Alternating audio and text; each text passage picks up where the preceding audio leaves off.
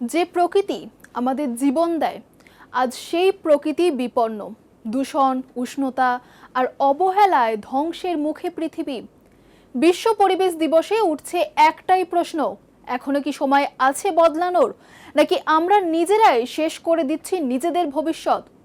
আমাদের এই লড়াইয়ে কোথায় গিয়ে দাঁড়িয়েছি আমরা, যেখানে বলছি inspired by nature, for climate, for our future.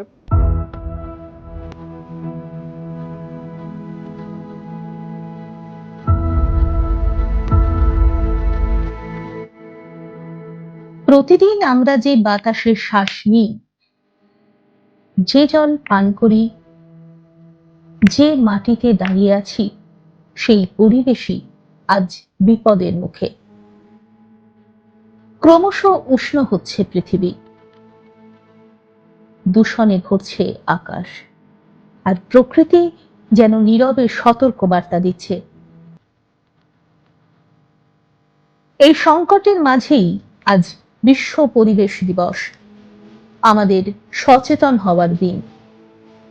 প্রতি বছর 5ই জুন বিশ্ব জুড়ে পালিত হয় এই দিনটি। 1972 সালে জাতিসংঘের উদ্যোগে এই দিবসের সূচনা হয়, যার মূল লক্ষ্য পরিবেশ রক্ষা নিয়ে বিশ্ব জুড়ে সচেতনতা বাড়ানো। প্রতি বছর একটি নির্দিষ্ট থিমের উপর ভিত্তি করে নানা কর্মসূচি নেওয়া হয়।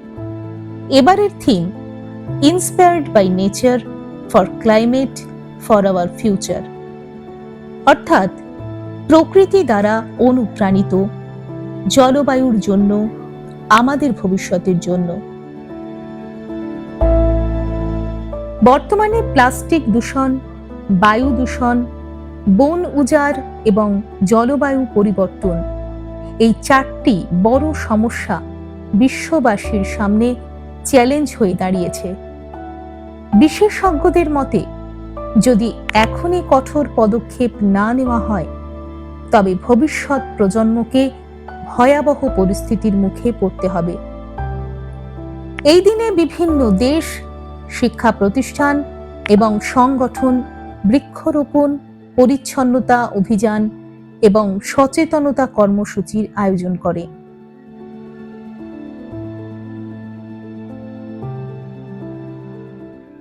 ছোট ছোট পদক্ষেপ যেমন প্লাস্টিক ব্যবহার কমানো, জল সঞ্চয়, বিদ্যুৎ অপচয় রোধ, এই সবই বড় পরিবর্তন আনতে পারে।